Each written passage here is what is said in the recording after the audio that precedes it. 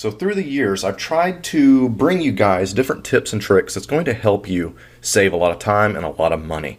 And that's exactly what I've been trying to do with this Wolf Customs shop series. So what are we going to talk about today? Today, I would like to show you something, a little trick that I've learned through the years, and I don't know 100% if it works, but I'm pretty confident it works. So that's where you guys come in, because now you get to try it. Needles. When it comes to needles and leather, needles will absolutely piss you off to the point to where you will want to punch a hole in the wall or drop kick a kitten through drywall. I'm not even playing. Needles are absolutely frustrating. And let me tell you why. If you go to Walmart or something like that and pick up these little bitty dinky needles that it's designed for fabric, you will break these things nonstop. Nonstop, you will break them. But they're so tiny that they make going through very small holes a lot easier. But the fact that they break makes most people avoid them. So the other alternative is going to your leather store and picking up heavier gauge needles. Now, these needles are not going to break, especially this one. These little sail needles right here, I have had this particular needle as well as some of its brothers and sisters for, going on 5-6 years. They don't break.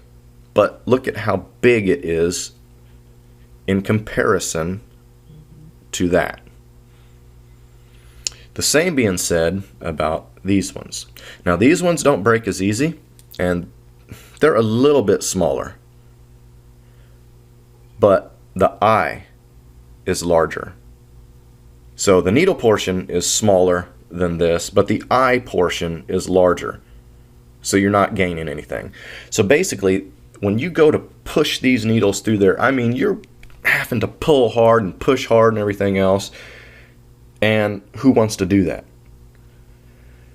So you go back to try to find little needles like this and you constantly break them.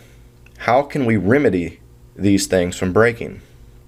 Well, through the years I noticed that as I collect wax and buildup in the eye itself, I always clean them out with a lighter to get the wax out. Something I started noticing is after a while I kept using the same little needles over and over again and wasn't breaking out the eye. Made me stop and think, why am I not breaking out the eye? And I think it's because of this right here.